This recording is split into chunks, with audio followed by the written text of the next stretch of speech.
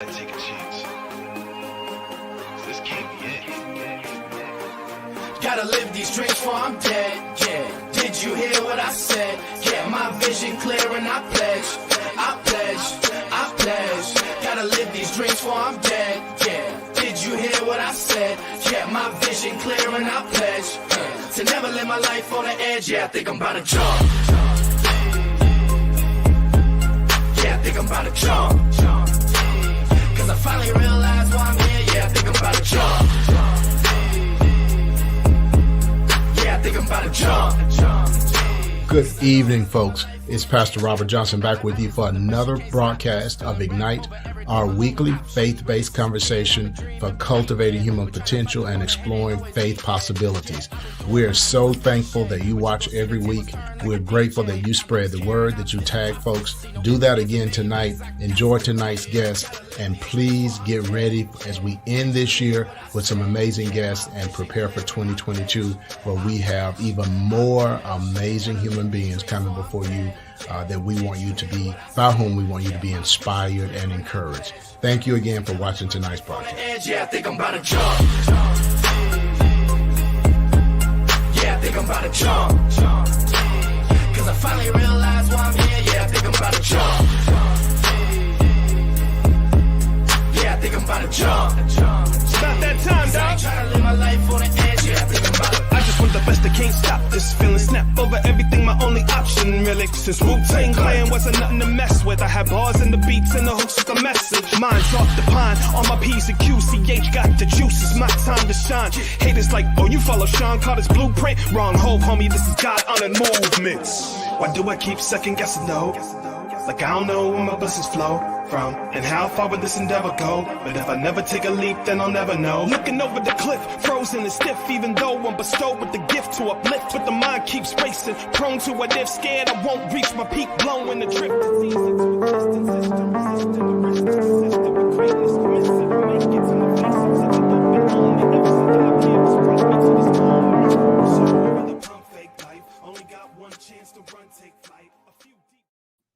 Good evening, people. Good evening. It's Pastor Robert Johnson back with you for another broadcast of Ignite. And we, as always, are excited to be back with you, back before you.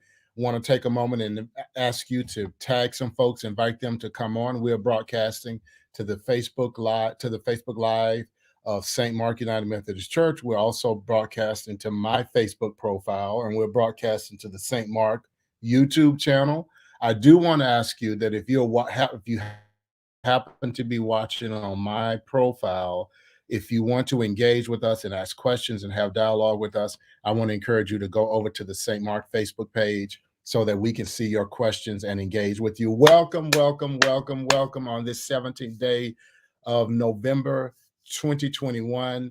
And Thanksgiving is right around the corner. And in line with that, I just want to share with you all real quick as we prepare to bring on our guest for tonight.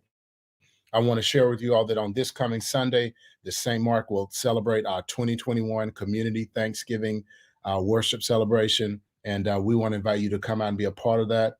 We have not pushed for a full reopening, but we are allowing people to come in. You have to wear your mask.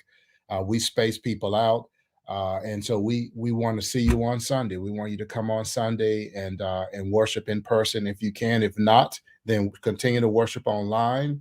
And want you to know that if you are here on Sunday, that we're doing free family Thanksgiving photos with professional photographers. So you can get you and your family can have your picture taken together for Thanksgiving. Some of you all will be able to get your photo on the spot if you need that. Most of you all, we will ask you to go to an online location and download your picture maybe later that evening or maybe the next day, but that'll be on Sunday. Also, we will do baptisms. We will celebrate the sacrament of baptism for the first time in 2 years. We have not been able to baptize in 2 years because of COVID, but this coming Sunday, we will celebrate baptism. We have about 3 or 4 people that we're going to baptize. But hey, I want to open that up. And if you haven't surrendered to the Lordship of Jesus Christ, if you haven't connected with the faith community, with the kingdom of God, this new thing that God is doing called the kingdom. That's a new kind of community, a new way of being community. And you want to do that, you can be here on Sunday and participate and be baptized on Sunday. So we're looking for an amazing turnout. The other thing I want to ask, and I want to say this to all my St. Mark folks, that during the holiday season, we start buying Christmas gifts and all this kind of stuff. I know some of y'all have already got your Black Friday list made out. Do not forget about your church. As a matter of fact, I want to encourage you and ask you to bring a special gift for St. Mark. Not because we're in trouble, not because we're behind on anything, but we want to enrich God's people, the kingdom. We want to enrich St. Mark so that we can be a blessing to more people. And so you can do that by your generosity. So I want to encourage you that as you're calculating all the folks you're going to give to consider giving an extra gift to your church for Thanksgiving as well as for Christmas. If you are a business owner and you're looking for that last minute tax write-off at the end of the year, you need a place to pour some charitable funds into. St. Mark is as great a place as any. This church has been making a difference in people's lives in the Wichita area for over 111 years. This church, it is the largest African-American church in the state of Kansas, predominantly African-American church in the state of Kansas. And for a long time was the largest African-American owned organization in the state of Kansas, but it has poured out pastors. It has raised up principals. It has raised up city officials. It is still having an impact on this city and state from issues all the way from social justice to public education, to caring for the elderly, to prison ministry, to caring for ex-incarcerated persons. We're doing it all. So when you seed into St. Mark, you're seeding into good soil. So I want to encourage you to do that. Now, let me bring on our co-host for tonight. First of all, you all know him. He is just a dynamic guy and a local pastor of the Covenant Evangelical Church in Wichita, Kansas. And he is the one who's responsible for helping us connect with our amazing special guest for tonight.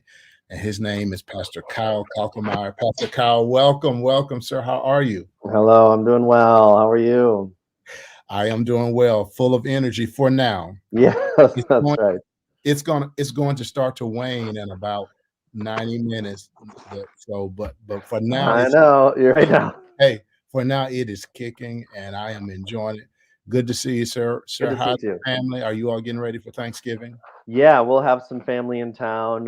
My in-laws will be coming into town, and so we'll enjoy celebrating some Thanksgiving food together, and we'll enjoy that. Yeah. Cool. So you aren't going to Minnesota? We will not be traveling, Okay.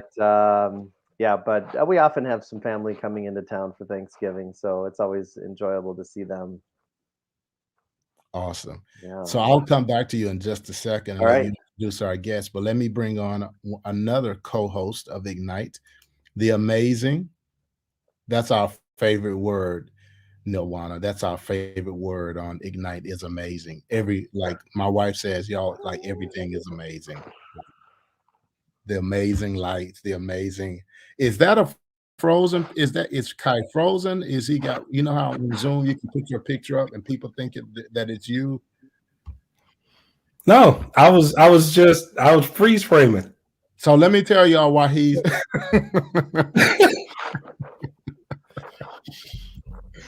congratulations, Kai, newlywed. Yay! Hey, there it is. There it is. Congratulations, sir. Yeah, thanks. You overmarried. She's a Welcome to the club. Welcome to the club. We all are. Married by far. Well, but congratulations. So you all did the wedding and enjoyed the honeymoon. Are you back in pocket yet? Oh yeah, I was back in the office on Tuesday. So unfortunately, honeymoon next year. We're both pretty busy. I got charity and some other work coming up, so we're gonna honeymoon next year. But yeah, everything was great. Family was great. Venue was great. Everything was great. It was amazing. Yeah. Wow. But wow. yeah, so all of that great stuff, and I'm just glad to be back with Saint Mark and also our good friends over at the Journey Church. So yeah, I'm excited to highlight today's guest and really have a fun conversation. So yeah, in the words so famously echoed on The Color Purple, I's married now. Let's go. Robert's done for. Uh-oh. It's 7-Eleven, Doc. Pull it together. Come on. Anybody who quotes The Color Purple is all right in my book. That's like one of my favorite movies, and it's the most quotable movie of all time. I mean, there are thousands of lines you can pull, and everybody knows what you're talking about. Before we bring on our special guest, I want to say hello to Betty Holloway. Hello to Minister Deontay Hayden and to Linda Sims. I want to say congratulations to Deontay, who has been accepted into Perkins School of Theology. Hey! Not only accepted, but watch this, Kai. Like Brother Kai Green, Deontay has been given a full ride to Perkins School of Theology. Congratulations. Woo! Congratulations. That is so awesome. We're so proud of you.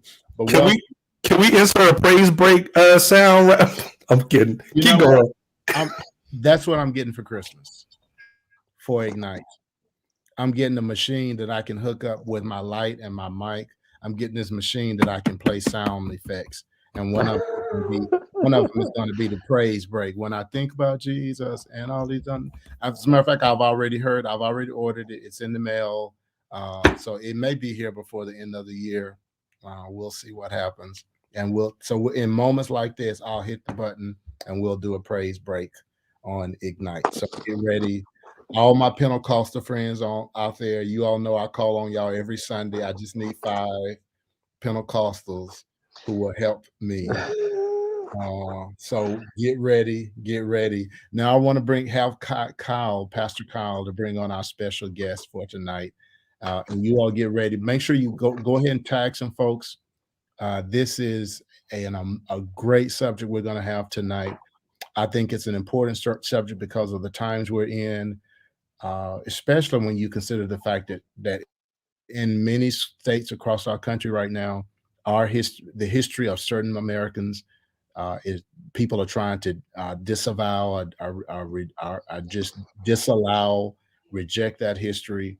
And so that's one of the reasons I'm so important about this, because I believe that knowing who you are and where you've come from is important to knowing who you are, your identity, and knowing where you're going. So Pastor Kyle, will you bring on our guest for tonight? Yeah, tonight we've got Nilwona Nowlin. She is from Chicago. Hey, there you are. Hey, Nilwona. Good to see everyone.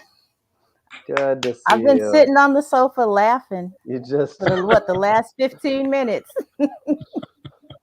Yeah, it's you never know what to expect on here. And really the only thing you can expect is I think Robert needs one of those sounds on your effects board needs to just say, wow. Wow. You know what? Actually, there is a wow sound on it. Good. That's one of the sounds on it'll save you a lot of time and energy because you can just hit that. That's 60% of what I say on is wow. And so Kyle has it down. He can say it better than I can. He can imitate me saying wow better than I can actually say it. We have to figure each other out a little bit. So Nilwona, you live in Chicago. Yep. And you are you call yourself a redemptive artist. And yes. So what's a snapshot of what a redemptive artist is? Well, so one of the reasons I came up, I was kind of working with a friend who was helping me do some coaching.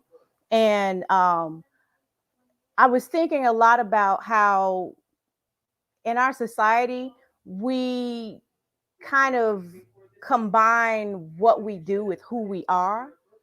And I was trying to figure out what is a way to describe myself that's not locked in to a specific job title.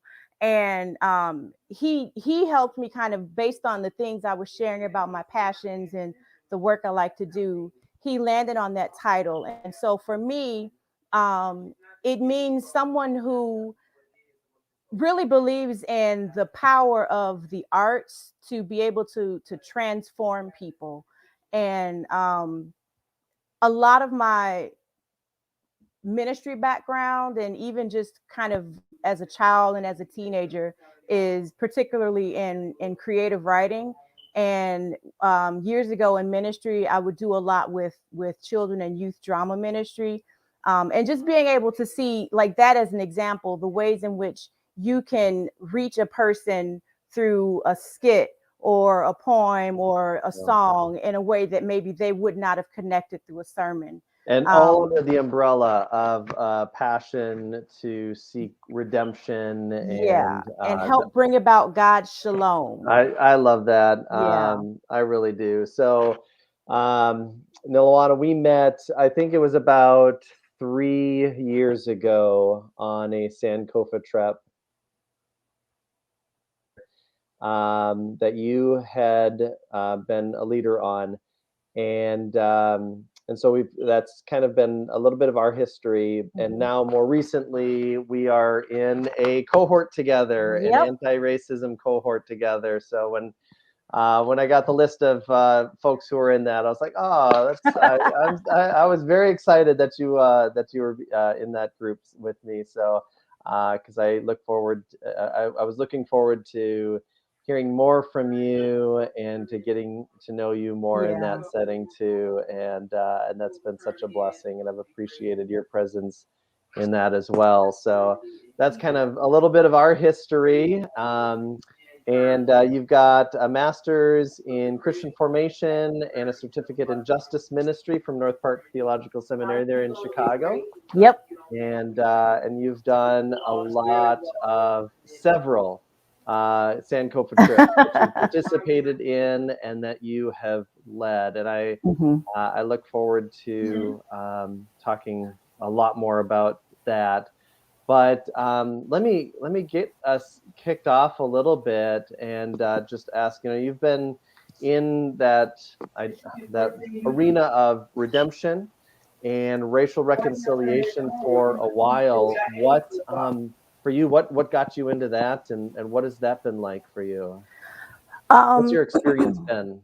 Kiwana, and before she answers, let me just say that we're getting some feedback from either Kiwana or you, Kyle. One of you all. It might be. Okay. Yes. Yeah, there's conversation in the background. Sorry about that. You are good. Go ahead. Okay. How did I get into it? I would say for a great portion of my life, I would say like starting from my early 20s, the church I was attending, we were doing a lot of this work without necessarily naming it. And but when I started to be able to put language to it was during my first degree program at North Park Seminary. And it was in that space that I started to hear more about a new department that our denomination had formed called Compassion, Mercy, and Justice. And I heard, there was the name of the executive minister of that department at the time was Debbie Blue. And I kept hearing her name and then this title, Executive Minister of Compassion, Mercy, and Justice. And just that in itself, I was like, wait, so this is a ministry thing. Like this is something you can do vocationally in ministry. And that just always really stood out to me. And so it was through some of the classes that I was taking at North Park that were related to that certificate in justice ministry that started to, again, kind of give me language for some of this. And then the first Sankofa that I attended was in 2012. And I mean, I guess you could say it was life-changing. in the sense that it really opened my eyes to this specific part of my call that I was just starting to realize at that point.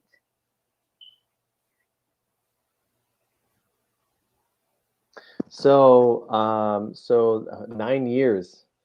9 years ago was your first trip, and so this had been kind of a bit of your history, but you didn't really see it in a broader context. Is that kind of what I hear? Yeah, it wasn't really the like being intentional about it, and even just that language of racial righteousness and what does that mean, and this idea of reconciliation, not just as something that is, a word that we throw around in society, but there's something that's in the Bible. And when Paul calls us, says that we're called to be ministers of reconciliation, and that we are supposed to be working to reconcile, number one, people to God, but then also people to each other. And I've heard often,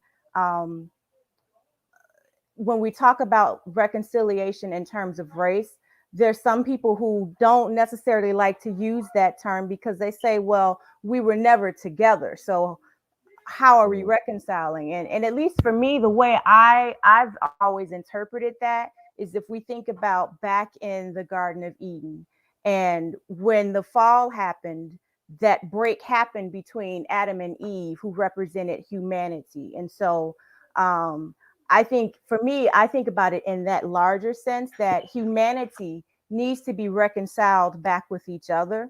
But it can't happen because we've got this issue with racism, and especially within the church. I mean, there's all kinds of implications when you think about, the prayer that Jesus prayed in John 17 about when people see that the church is united, then they're like, oh, okay, maybe I want to be a part of this. But if they're looking at the church and then we can't even get it together, well, what makes them think that God can do anything in their life? And so that's been a part of what's really been motivating me to continue to do that work. So as you have engaged in that work, do you feel like, what has it been like? Yes, this is my passion. This is what I want to do. This is what gives me life. Or is it at times a bit of a frustrating, daunting experience? Yes. Where you wonder, why did I get myself into this? It's both. Yeah. It's absolutely both. At this point in my life, it's something that I can't not do. Like I know I'm in it for the long haul. Like, this is what God has called me to do. I'm equipped to do this. But at the same time, especially in, just within like the last 5-6 years, it gets more and more frustrating. And I and so many other people who are doing this, we're like, what are we doing? It's like I could be doing something much easier, less stressful. But and I think I said something about this in our cohort meeting the other day. Just, I keep holding on to that mustard seed of faith, that these efforts are going to have they're going to produce fruit. If not in my lifetime, like, I at least know something I did, something I said, the seed was planted in someone that at some point is going to do some good work. So it's definitely frustrating. That works its way into the dough. Yeah, it's frustrating, but I'm trusting God is doing some work in it. Yeah, and any justice work is going to feel like an uphill battle, and fighting against the waves so much. And the need to surround yourself with others who are encouraging you and who are like-minded. Do you feel like you have folks alongside of you encouraging you? Oh yeah, I think more and more. And certainly after having participated in and facilitated so many Sankofas, I have a larger and larger circle of people who, are doing the same kind of work, um, it's people where they get it. So you don't have to give like a whole explanation of, okay, well, this is what I'm doing and these are the reasons why. It's just, they get it and are really supportive, and just even just having a good space to vent with people.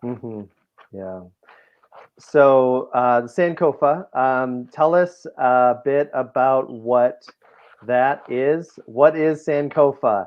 What is that experience? And if you've got kind of a snapshot, and then we can delve in deeper, would be great. So Sankofa it's a West African word. This is like the really short version of it, and essentially it loosely translates to go back and get it. And I usually kind of equate it with the quote of, if you don't know your history, you're doomed to repeat it. And so for the context of our denomination, we do what is called a Sinkofa Journey, and it's modeled after the freedom rides that happened back in the 60s. And so people are paired, and we get on a coach bus, and we are on that bus for about 3 days, traveling through the South and visiting different sites that were critical to our history in terms of civil rights. And the idea is really kind of looking specifically at, because we get this question a lot, why is it focused so much on this black-white binary? And it's because we're really looking at, if we're trying to figure out how we got where we are today, when you trace that history back, it's really rooted in that black-white binary. But as people understand that and start to recognize the patterns there, then we're able to see, okay, well, then that's how it's now spread to these other groups. And the hope is really just for people to partner with someone. It's usually a white person who is partnered with a black person or another person of color. And those partners really are journeying with each other for the duration of this trip. And so there's documentaries involved. And then we're stopping at different museums. We're stopping at different historical sites. And the hope, though, is that it's not just a tour for people, but when they get off of that bus, that they're going to continue that conversation with their partner. Yeah, thank and you. what are some of the places you all visit, that the groups visit? Some of the trips kind of vary from institution to institution, but generally we've gone to the Birmingham Civil Rights Institute, 16th Street Baptist Church, Kelly Ingram Park, which are all right there across from each other. The National Civil Rights Institute, which is at the Lorraine Motel. One of my favorite stops is in Memphis, Tennessee. It's a small little museum called the Slave Haven. And it's probably my favorite because Miss Elaine, the woman who runs the museum, she's amazing. She has like this wealth of knowledge, and she and her sisters actually were known in Memphis as, what did she say? It was like the most arrested family in Memphis because of all of their activism during the civil rights movement. But the Slave Haven is it's a house that was on the Underground Railroad that was built specifically by a German immigrant for the purposes of really kind of helping people escape to the North. And so it's got a really good story behind it. And just the way that it's very immersive. I don't want to give away all the details, but it's really immersive. And I would say in pretty much all of the Sankofas that I've been on, that stop has been one of the most pivotal pieces for people. Like I don't know what it is, but just about everyone there, things start to click for them. Yeah, another spot is the Equal Justice Initiative. Yes. And the museum that they have there, and then the lynching memorial that they have as Yes. well, is a very Yes. powerful place to be at. And then the Edmund Pettus Bridge in Selma. Mm-hmm. And so yeah, it really is designed to be experiential, both in being in the places Mm-hmm. and being with another person one-on-one to Mm-hmm. kind of walk through that experience together. And some of the so we watch documentaries because there's often long stretches of time that we're driving, and we'll use that. We've watched Four Little Girls. There's a few documentaries. It's a series, but it talks about Kyle. What's the series? It's like a PBS sort of. It's the one about race. I think they all began to run together. Yeah, it's for a like while. it's a four-part series. But then we've watched It's not some Eyes episodes on the Prize, is it? it's not, but we do watch that one as well. Okay. This one I can't remember it's like one of those California newsreel documentary pieces. But what I like about those that series itself is they dig a lot into some of the historical stuff.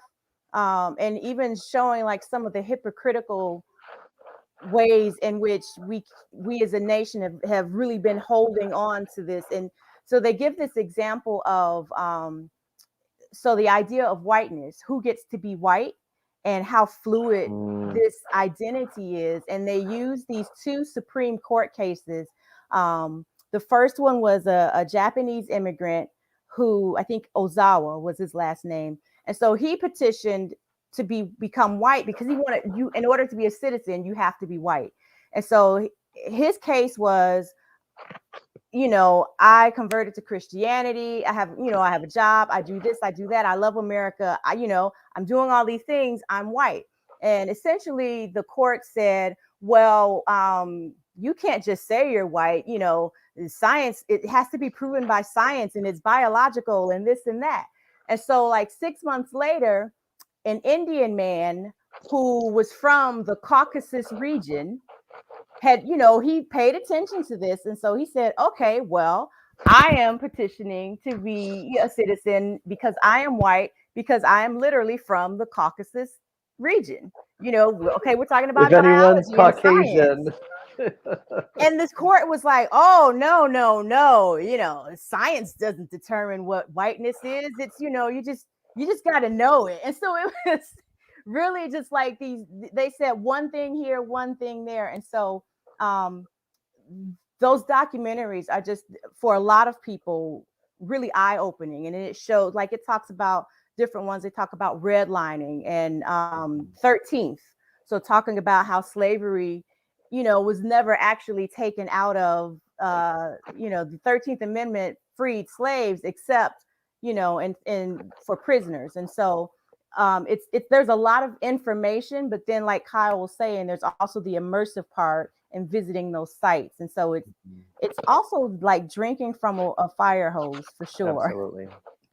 Yeah, you finish and feel like, wow, there's so much. I mean, first of all, how did I not know this stuff? How was I completely unaware of, or having heard like little bits and pieces, from school or things you pick up, but just just feeling like you've so missed out on so much information growing up, but then at the end feeling like there's so much more to understand and to know. And especially then it sort of triggers well, what about today? What about now? And what is still at work and what is still at place now because of these things? What are the repercussions that we continue to experience? Yes. Kai, do you have any thoughts? Yeah, I have a lot of thoughts. I was like, oh man, I don't want to redirect. But you gave me an end, so here goes. So I because there's a lot of things I hope that people are catching. So I'll try to be quick. Number one, I think you said that. What was the classification again? You said it's redemptive. You said executive. There was like a title that you gave earlier. What was that title? Redemptive artist. Redemptive artist, and you talked about being inspired because you there was someone that was like an executive pastor of compassion. And something else. Compassion, mercy, and justice. Yeah. So, like, really quickly, I want to encourage people that are listening to this, especially people that are maybe estranged for the church, coming back from the church in different ministries. Take the time to think about what that means. I know for me, growing up, smaller African American churches, I did not understand that there were other lanes outside of just being the pastor, maybe being the worship leader, maybe being the deacon. As we look at some of the changes happening in our world around the church, number one, I want to encourage people to think about your vocation, think about your talents, your skills, and think about how they can be applied in a ministry context. Yes. Like you're talking about this idea of this executive pastor of compassion or whatever, or a minister of redemptive practices or whatever that is, whatever that inside that we're churning. So I want to encourage people to think about that. Number two, you mentioned that you had gone to school, and you said something. I was just wondering if you would define it for a second. You said that you were, I think it was church formation. Is that correct? Yeah, Christian formation. Christian formation. Can you just tell us briefly what that is? Because I think there's a lot of people that don't understand what a beautiful subject that is. In a nutshell, it's really just kind of the focus is on different ways of discipleship. And I like to use the phrase walking alongside people. Yep. Yeah. And it's really simple. I wanted to your point about helping people imagine a little bigger in terms of vocation. I even think about, I love the example of Brian Stevenson, who's the executive director of Equal Justice Institute. So he's the one who wrote the book Just Mercy, and they had the movie with Jamie Foxx, Michael B. Jordan, and Jamie Foxx. But I remember when I first read the book, it was just very clear to me, without him ever really saying, I'm a Christian and I feel called to this work. Like, it was just very clear in how he talked about it and the ways that he did it. And I use that even as an example of, being called to ministry doesn't even have to mean that it's happening in the four walls of the church. Right. I think that's a beautiful part of what you said about Christian formation. Again, other pastors, people who are listening to this, maybe it's worth thinking about spending time with your congregation talking about Christian formation. This goes back to that idea that it just may not be the way that we're doing it. There might be so many more options here. What if while your church is now rolling out of a pandemic, what if this is a time where you had a small cohort that wanted to take a road trip, right, that was vaccinated? What if this was a time that you were able to do that? What if you could engage them in an online course to have these experiences and have these type of conversations, right? It's still Christian formation, right? We're doing the work. We're just doing it in a different guise, if you will. So I'm excited about the work that you're doing. Then the next question I would ask you is kind of more meat and potatoes.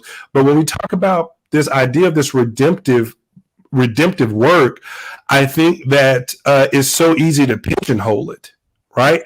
So the redemptive nature of Christianity should not just be something that we indulge on Sundays, but right, the redemptive piece of our faith is something that should be evident in every aspect of our life. So I want to ask you, so does it happen during the Sankofa? Like, how do we deal with issues if we start talking about incarceration and reform? Like, how does that go? And then also in this practice of redemption, how does it work when people feel so oppressed or so aggrieved that they can justify their hate? Whew.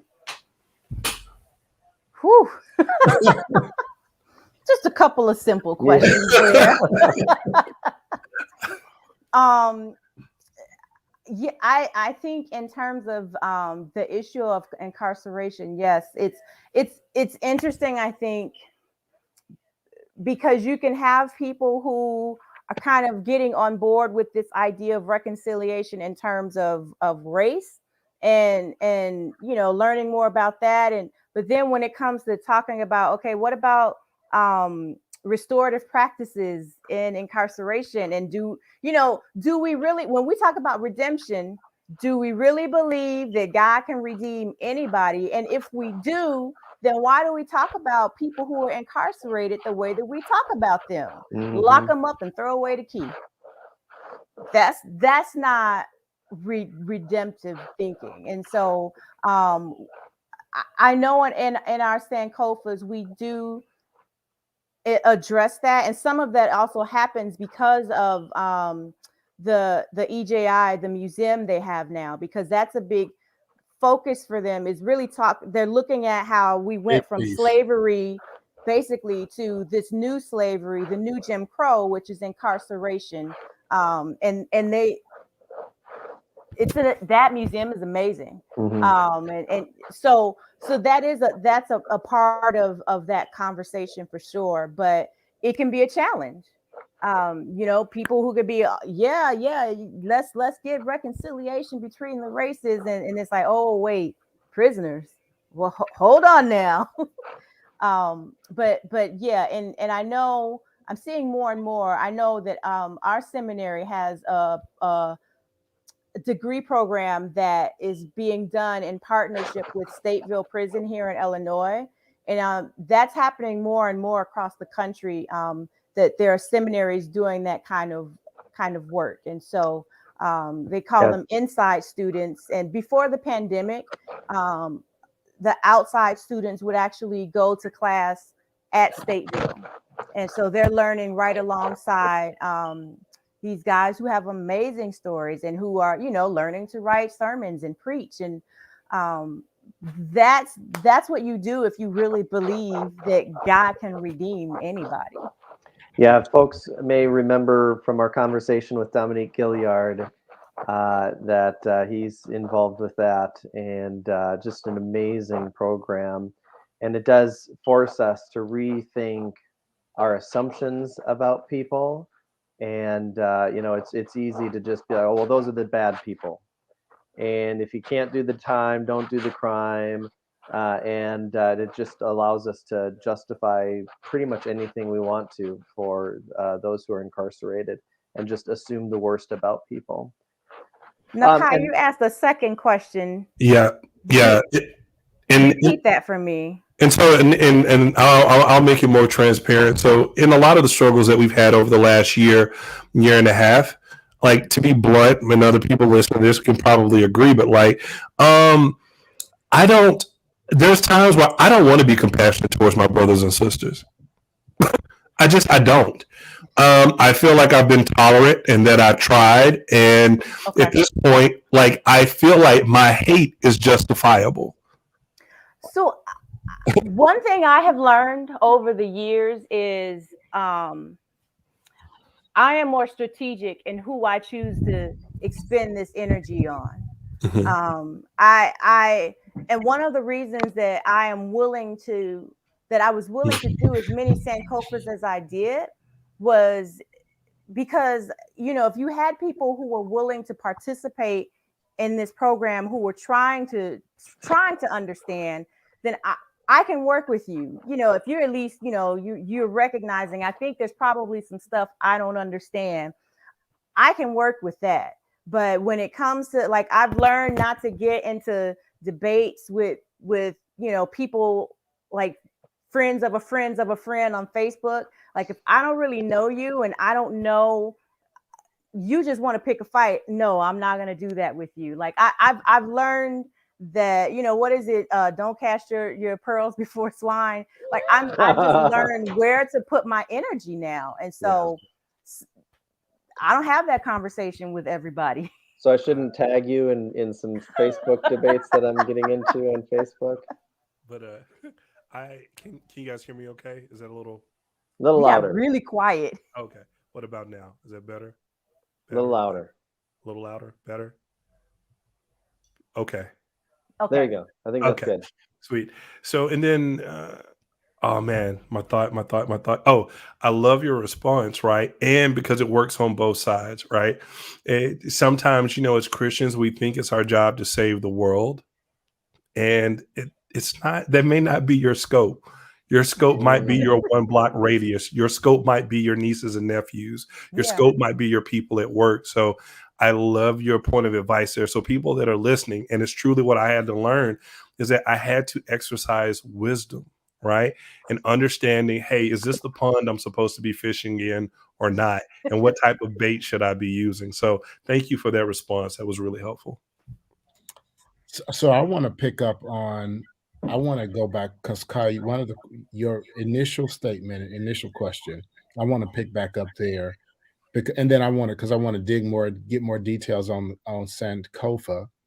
But I want to. But here's the deal. So I want us to kind of go be broader and go a little deeper in describing what the word means, what kind of how you outline the purposes of a Sankofa trip, but then to talk to Christians, those who are listening who happen to be Christians, how does a Sankofa experience, how is that spiritual formation? What's happening in the process of a Sankofa trip that's helping to form us into the character and person of Christ?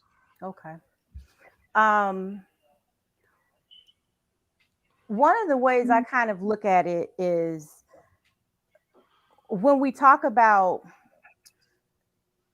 sort of dismantling racism, you tend to have people who are either like on two ends of a spectrum. They're either looking at this personal level, so like, well, I'm not racist, Right. or they're looking at the structural level.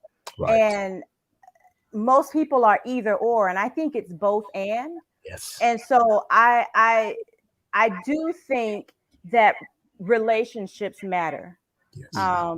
You can't just have that one black friend who doesn't actually know they're your black friend because they're really just the black person who sits 2 desks away from you at work.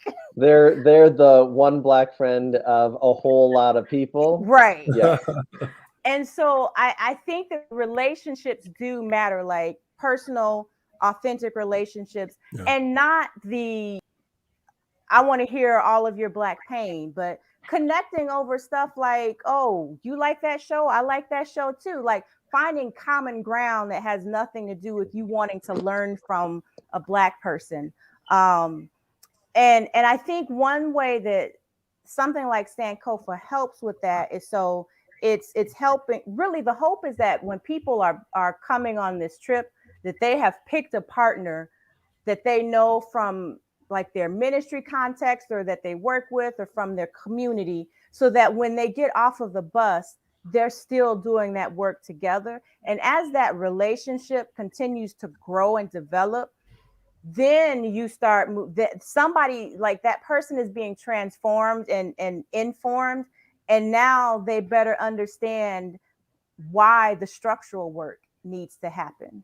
And then I think along those lines of formation, I know Dominique talks a lot about discipleship. Yes. And when you think about it, we're all being discipled by something. Mhm. Yes. So is it, I'm a Starbucks evangelist, or, like I'm an Apple evangelist, and so people are being shaped and formed every day by something. And so I know he talks a lot about the ways in our country, the ways in which really we all have been kind of discipled by this idea of white supremacy, Yes. and how everybody really kind of like needs to break free of that. And again, like I think for me, the reason why this is spiritual work is like what I was saying earlier. We're called to, go out into Judea and Samaria and all the world and preach the gospel. But nobody wants to hear the gospel when they're looking at us and we're fighting. And, you got whole I mean, these last 5 years, Christians who are perpetuating all of this racism. So then why do I want to be a part of that? And then you think about the countless numbers of Black people or just anyone who's not white over the centuries who have denied Christianity because of what they've seen happening. We have to be held like we, the church, is going to have to answer for that. And so I think for me, I look at it just kind of in that larger. So it's not so much that, oh, learning about race and all of this is spiritual work. It's the larger implication for me of who we are called to be as Christians, and if we're supposed to be representing God and bringing people into the kingdom. Nobody's trying to come into this kingdom until we get our act together. Well, I don't know if you all know this. They found a much earlier manuscript of Acts where Jesus says, "Go into Jerusalem, Judea, Judea, Samaria, and uttermost parts of the earth." That he actually says, except for Black people, but that was taken out of the later manuscripts. They took that out, so that's why. But actually, they know that. So he actually said, "Don't. This doesn't apply to. You don't have to go to Black people, and you don't have to deal with that dimension of human." So, well, but there was the slave Bibles where they took out all the you know what I mean? I'm being silly. I know you're joking, but then I'm like, Robert's getting sleepy. No, somebody probably thought they read that translation. Hey, but Christian practice has acted as if that is so, right? Yeah. Like, we can talk about feeding the hungry, but we don't want to talk about poor Black people. We can talk about justice. We can talk about mission work, but as long as it's not mission to Fifth Ward, Houston, as long as it's not mission to Northeast Wichita, as long as it's not mission to Black people, then we love mission, right? Oh well, no. If it can be mission to Black people, they just have to be all the way over in Africa, not to the Black person that lives, 3 miles away. Somewhere else. As a matter of fact, that's part of the reason that people don't like to do mention in America to Black people is because we're too close. And because the fact of the matter, Nilwona, is Jesus doesn't really. The biblical message is not to help poor people or help the hungry. The biblical message is to eradicate the false barriers between human beings so that we all do life together, that we live in community and live as neighbor to each other, regardless of your economic. Love our neighbors. So there's so many of us that feel like we've done something wonderful if we go to the other side of town and feed somebody a meal, but that's not kingdom justice. Is to eradicate the barriers between you and that person. Why are you living in the suburbs in a $300 house and your brother is trying to find a meal to get through the night? And most of the reasons that you have this poverty in, so where I live in Chicago, my community was one of the victims of white flight. And so no one, we don't want to talk about the reason that so many of these communities are in the state that they are is because when Black people started moving in, white folks were like, nope. And the churches. It wasn't just the people. The churches was like, come on, we're gonna big church in the suburbs, but now they want to come back to the city and do missions. Right. But nobody addresses the role that they played in creating that situation. So, and I just want to say that when we say spiritual Christian formation, engaging in the work of practicing, of just the work of engaging in empathy towards people who are different from you shapes us into. Shapes us in the image of Jesus Christ. Right. Yes. When it's done from a place of equality. When it's done from a place of equality. When it's not. When it's done from a place of colonization. Right. Or where we are often the white saviors coming to these poor Mexicans in Mexico City, or taking a we're taking a trip out there where we understand, we know we're bringing something to them, but that's why it's harder when it's next door and we're having to work alongside of each other and not come as white saviors, but as co-equals. And that's the process of rediscipleship that the white church requires. Yeah. As a matter of fact, I'll share with you, Kilwan. I had an experience last Wednesday night. Last Wednesday night, I had an experience that was somewhat kind of for a group of white Kansans in Emporia, Kansas. In Emporia, Kansas, which is a little small town. I mean, Kansas is mostly rural anyway, but this is a small town in rural, in maybe northeast Kansas, more so. Um, and it's a predominantly white congregation. So I'm a native Mississippian. So this black guy who was born and raised in Mississippi, uh, I was born in the midst of the civil rights movement. Although by the time I came of age, the civil rights movement was over, and that's part of my story. Is that when I came of age, when I became aware of the world, the civil rights movement was over, and we were living in this period where America was trying to do better.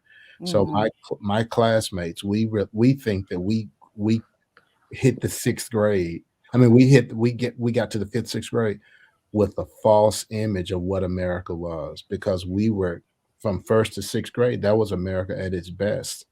And it's that way until 76 when Reagan starts his campaign and he goes to Neshoba County and launches his presidential bid in the name of states' rights in Neshoba County, which is the county where they killed the three civil rights workers, Shrunner, Goodman, and Cheney, were murdered in the middle of the night and buried in a dam.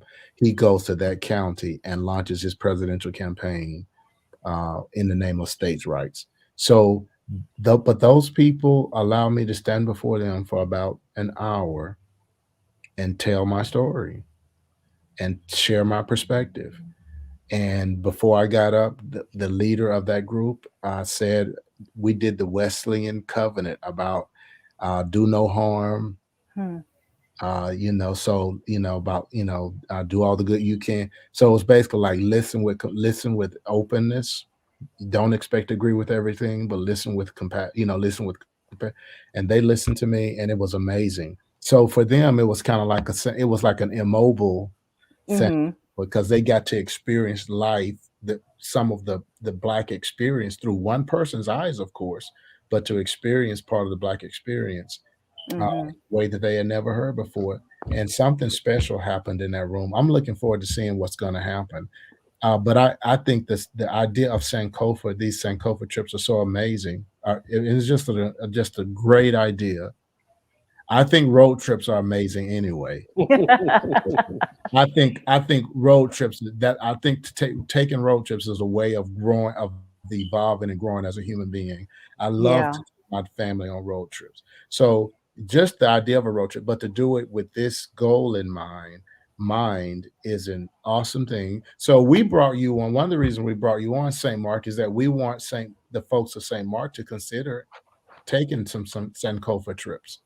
So Nilwona, let me just tell you, I had never heard of Sankofa. As aware as I think I am, as I try to be with regards to social issues and justice issues and history issues, I had not heard of that term until Pastor Kyle brought it to me. So my guess is that maybe a lot of people that have just never heard, we may be assuming they know what that is. So in a very basic way, what is a Sankofa trip? Like, how do people get connected to it? When are the trips? How long do they last? Where do people go? How much do they cost? So the trip that I was leading that Kyle went on leaves from Kansas City, right? It leaves from Kansas City, and that trip is usually once a year, sometime in the fall. The last one this year's, I think, was like October 28th ish. So it usually happens around that time of year. Kyle, what's the cost? Like, 4 I something. think it was 450. And I know our church, we've set aside some money to help folks to go on this because we really wanted to promote it among our people. Because for some it can be a good expense. And when I went, honestly, it was a bit of a stretch for me. And I had folks who pitched in to help me to alleviate that. And so, so I think it's about 450, the one from Kansas City. The other ones that are done, and that's done by our local the conference. Okay. And then the denominational ones There are leave. 2. Well, now they don't leave from Chicago anymore, They right? leave, yeah, they just started. They used to leave from Chicago, but now they're leaving from Atlanta. And they actually have 2 nights in the hotel now. So back when I was on Sankofa's, we were on that bus for 3 days and we had 1 night in a hotel. All the other nights we were sleeping on the bus. So In Selma, little hotel in Selma, Alabama. Wow. So, but yeah, the denomination, that trip happens.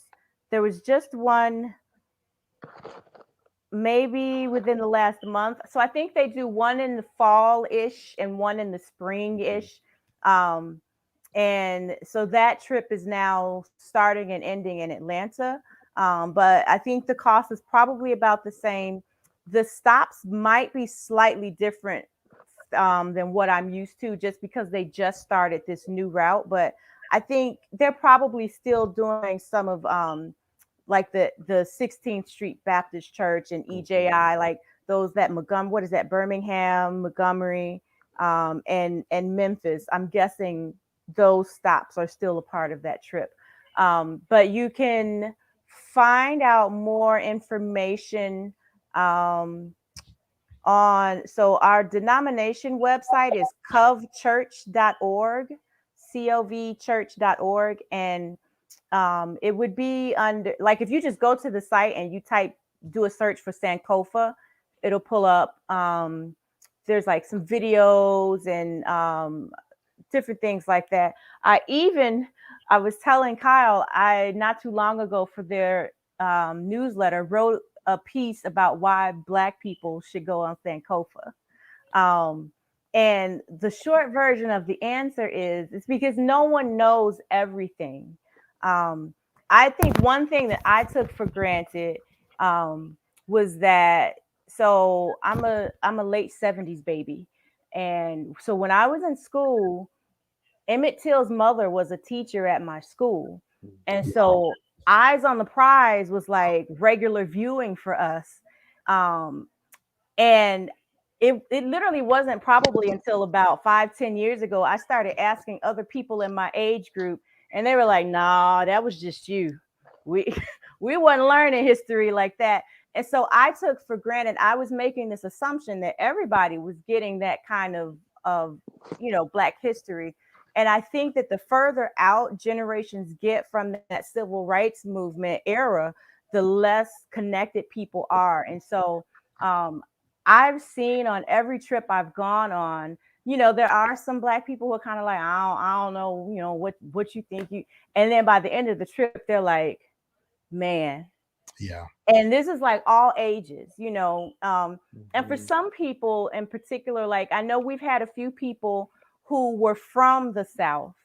And so Yes. It was really great to hear their firsthand accounts, but even also for them to be learning things and filling in the blanks and for themselves. So it's there, what's the phrase? Like, you should be trying to learn something new every day. We will never know everything there is to know. And so every time I've gone, I've been able, and that's the other thing, because I've gone so many times, I really get a chance to like focus on more things, when I'm in the museums, and to really soak it in. And so it's a great experience. And it's not, for me, it's not just about, white people getting to, Black people, now we have to reopen our wounds, and it's everyone's learning together. And again, hopefully, like there's these relationships that are forming that will continue once people get off of the bus. And people really don't know. People really don't know. We had, and I've got to give him credit for that. We had the Secretary of State for Kansas to reach out, Scott Schwab, who is a Republican conservative, but he had made a trip. Number one, he had a tragedy that kind of opened him up in a way, as tragedies sometimes do. Tragedies sometimes the only thing that helps people to kind of start looking at the world in different ways. They experience some kind of tragedy. Where they lost a son. Later on, I can't remember why, but he made a trip to Alabama and went to the Justice and Mercy, the Equal Justice Initiative, the museum, and just came back changed. And now he's Secretary of State, and he's been visioning about taking kids, and he like black kids, white kids, smart kids who are performing great academically, kids who are struggling, kids who are poor, kids who are just taking a mixture of kids and taking them to see this place. Wow. And he just thinks that it would change their lives, not only the experience of the museum and the landmarks, but also the engagement that they will do with each other in the process of journeying there and coming back. And talk to me and Pastor Yolanda about, what do you think about that? And so it's that same concept. It's that same concept. You experience it. You begin to see how experiencing tragedy, getting a chance to go to places where these things have happened, that you've never been told about, that you came of age and created a worldview that was as if that stuff didn't exist. And now you're saying, like, how did I miss this? Pastor Kyle kind of mentioned that earlier, and it changes your life. Yeah. So would St. Mark members, could we create our own Sankofa trip?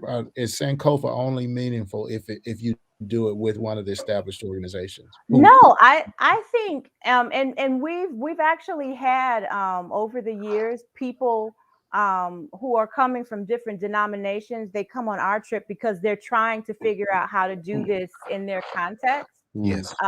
So we certainly we do not own all the Sankofa experience, and I personally would love to see more people, to see it expanding beyond just what we're doing in our denomination. I think it's I think you also have opportunities to make it fit your context more, and like you can do the things or pick the things because your people, right? Your regional context, and there's even ways.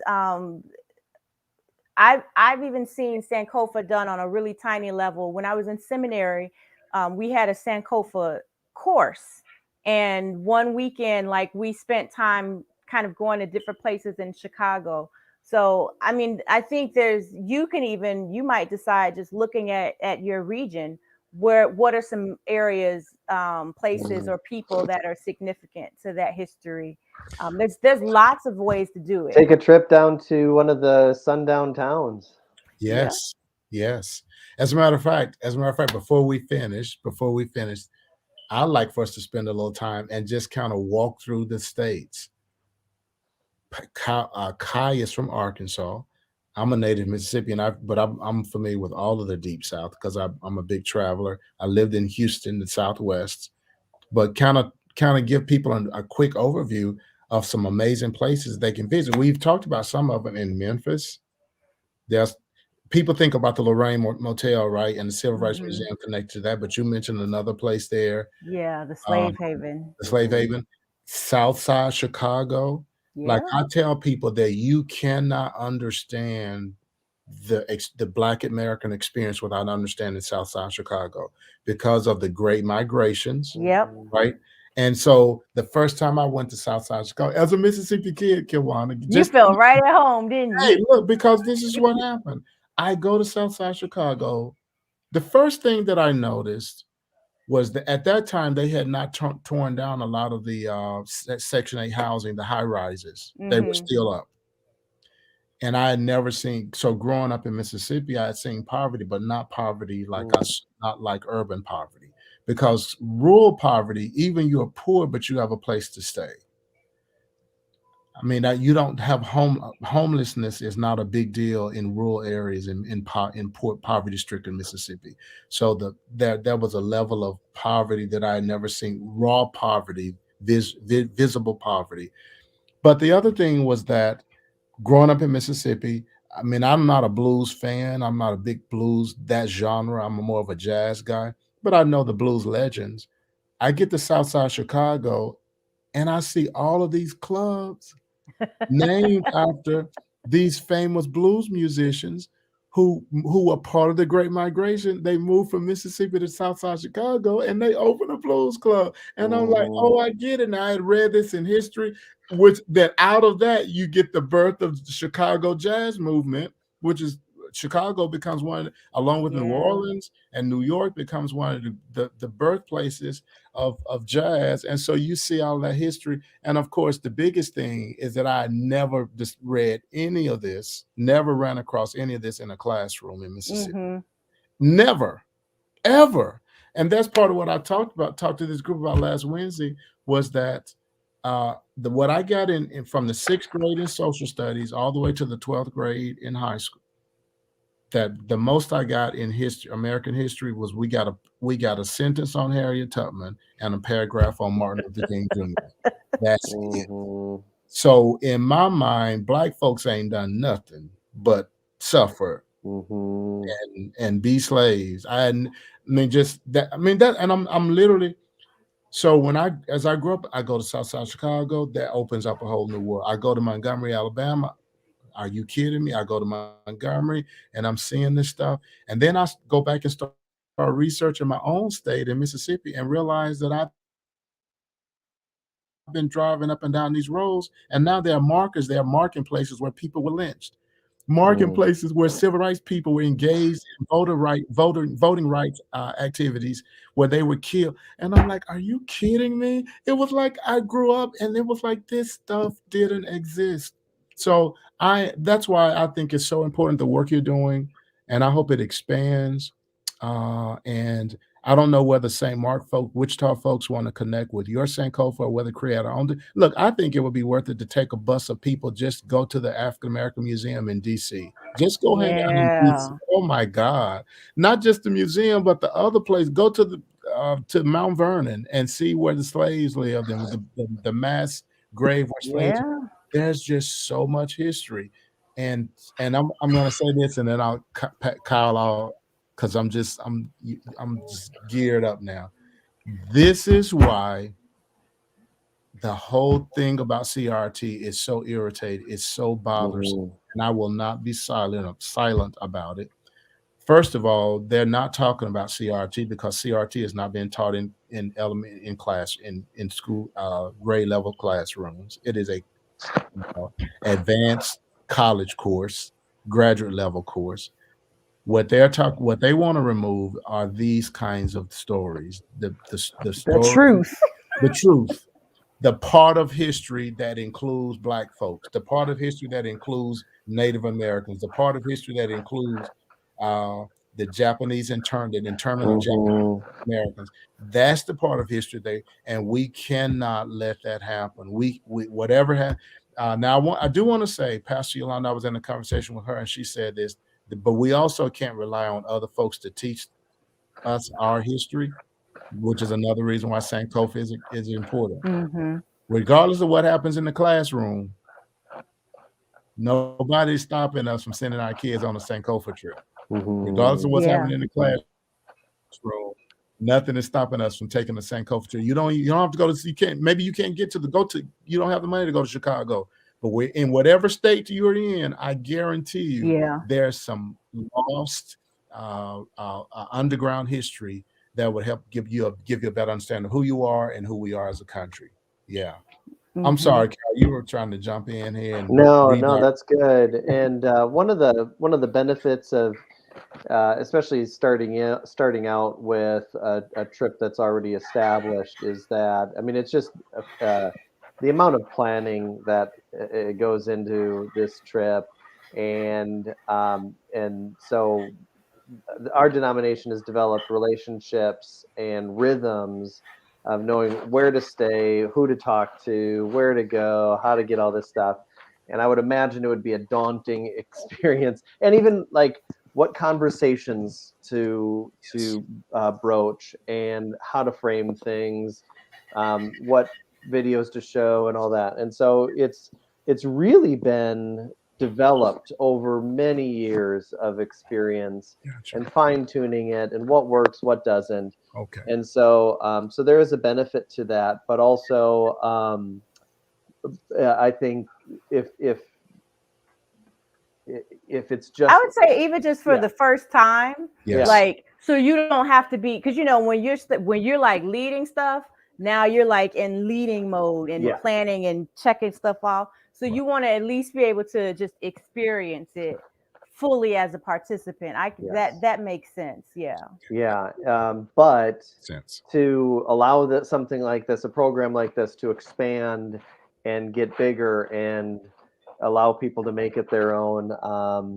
I mean, there's and even within Kansas, I mean, we have our own African American museum here in Wichita as well. And I don't know how many people have. I was there for an event at one point. I think it was actually a Black Lives Matter panel conversation when I first came into town. But I've been meaning to go since, and I haven't, and they provide some resources and some things there that I haven't taken advantage of. But we have stuff in our own city that I think we could utilize, or up in Topeka. Very much so. Very much so. As a matter of fact, let's as we move to our club, I want to go through a quick list. So folks are getting ready to travel. Some folks are going to go traveling for Thanksgiving. So for example, we're headed to see my parents in Mississippi. My daughters are coming home. But we're going to take some time and go over, because I've been, but they haven't been, to the Equal Justice location. So we're going to drive over to Montgomery, which is about 3.5 hours east. We're going to take a day and drive over there so they can see that. So we're going to do some Sankofa during vacation. I mean, during Thanksgiving. But wherever people are going, if you're traveling to go see your family, you're going to be there wherever you are for a week or so. Let's name some places. So if somebody is in Kansas, Kyle, they can go. There's Topeka. There's the Kansas African American Museum in Wichita. There's the Jazz District in Kansas City, which is amazing. That has the Negro Baseball Museum and the Jazz Museum, where you can go learn about the greatest baseball player of all times, the great Satchel Paige. If you're going to, is there any Black history in Nebraska? That's where Malcolm X was from. That's a connection. I don't know if they have anything for him. That is exactly right. There you go. See, this is why you need to go with people, because they may be able to help you know things that you just don't know. So if you're going to Arkansas, a couple of places.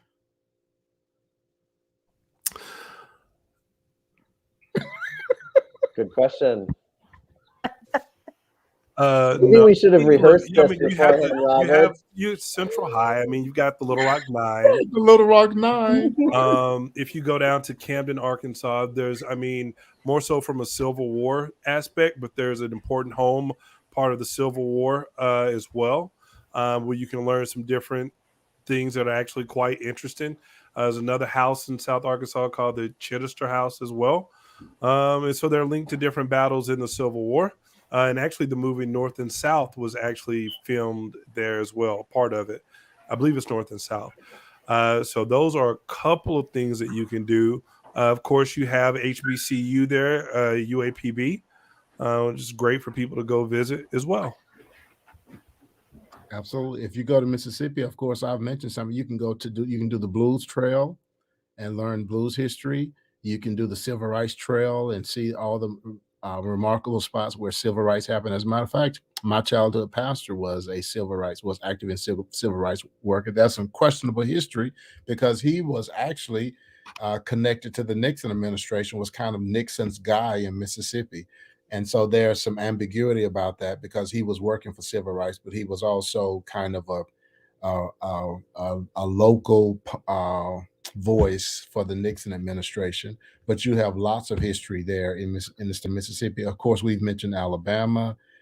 If you go to Florida, Nilwona, you know any places in? I know there are some places there. Of course, you have Albany, Florida, which is where that was one of the places that King conducted the civil rights movement. It was very unsuccessful. It was a very violent.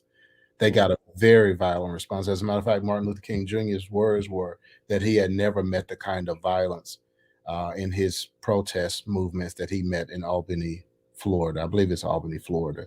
So you have that. We know what happened in, of course, Atlanta, which is one of the great meccas of African American history, civil rights, Black church history. If you go north, South Carolina, you get you go Savannah, Georgia, and you get some of the slave history. You get parts of the Underground Railroad. If you go North Carolina, you get several prominent HBCUs. You get more of the Underground Railroad. If you go, then you get into Maryland, Virginia. Cincinnati, I think it's Cincinnati has the museum. A museum. That I went there many years ago. I don't remember much about it, but yeah. There's, this is not Cincinnati, but I don't know why this made me think of it. It's the Whitney Plantation. Is, as far as I know, it's the only plantation that centers the stories of the Black people. Yeah. And they're like really intentional because most times if when we were doing Sankofa for some of the university students, there were some really bad moments on some of those, like in the Carolinas. They were saying things like, oh, they were so happy and they were singing and they loved it. Or, like what this woman kept referring to, she kept calling her the nanny. And we were looking like she was not a nanny. But so the Whitney Plantation. I haven't been there. I would love to go, but they center the story of the people who were working that land. Yes. Linda and I were in Boston a couple of falls ago and went and stood in the spot where Crispus Attucks, who many people don't know, was the first person to die in the Revolutionary War, a Black man. And then, of course, you go farther in the Northeast coast, and you get into what's the island up there that's a prominent island for Black folks, Martha's Vineyard, which has a lot of African American history. I skipped New York and the great Harlem Renaissance and all that happened there. I know a lot of that history has been erased, but you can go there and see the famous places, the street corners that we've read about in books or heard about in jazz music. But it's anywhere you go, you've got to, if you do a little search, there's so much history there that you didn't learn about in school. I am glad we've connected to Nilwona. I hope that we can deepen this connection, that she'll come, that we can set up an opportunity for us to take the next step in getting some people signed up with her for Sankofa. Yeah, we can.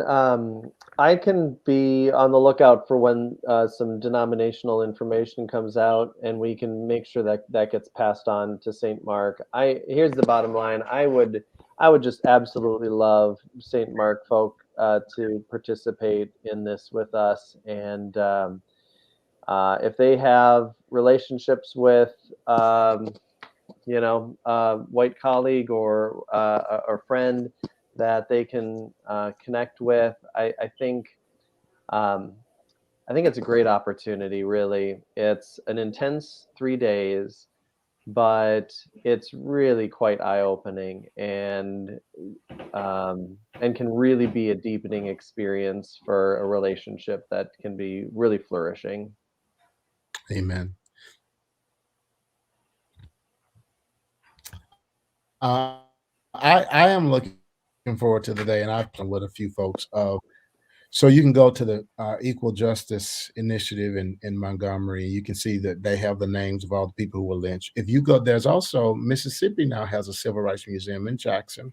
You can go there, and they have carved in stone the names of all the people who have been who were lynched in the state of Mississippi. Known lynchings. Okay, so in these museums, what they do is that they only list the names of documented people whose lynchings were documented. So we know that there were another half who weren't documented. I remember growing up in Mississippi and with the Pearl River there, and we thought of the Pearl River. That was the place. As a matter of fact, older people would say, "You better stop acting up. They're gonna throw you in the Pearl River," because that was a thing that was known as that Black people who didn't abide by the social codes, that you might end up in the Pearl River. And I just remember growing up with this fear of that place, and you could stand on the banks of the Pearl River. And to me, of course, I'm a kid who's an empath, and I felt like to me that I could feel the death in the Pearl River.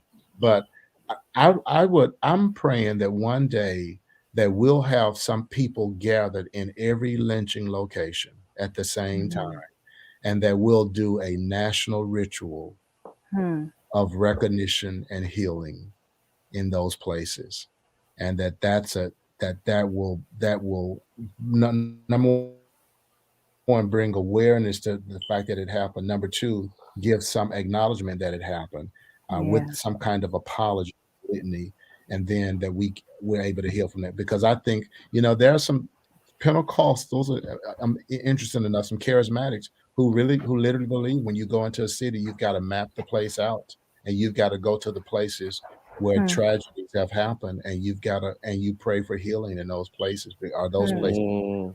Yeah. So thank you so much, Nilwona, for coming on. I know we are an hour behind you. Nope. Same time. Same time. Same time. Look at Kai. Kai's gonna.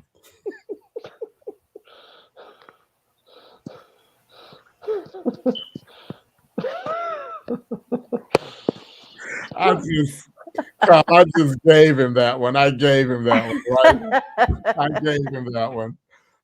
So thank you so much for coming on. We look forward to the next connection through Kyle of upcoming trips and hopefully getting folks connected. And then I look forward to you coming back. I'd love to have you on with a lady by the name of Dr. Shauna Masheko. I think you all will make for an amazing conversation. And she's a cultural anthropologist. The two of you all engaging as a redemptive artist and the cultural anthropologist engaging in conversations about African American history will be absolutely intriguing and amazing.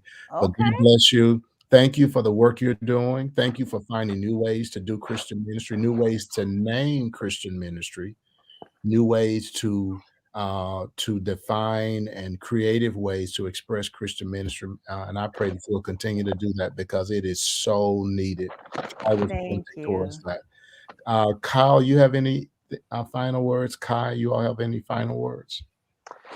No, I'd love to pray for Nilwona and pray us out. If yes, let's do that. All right, let's pray.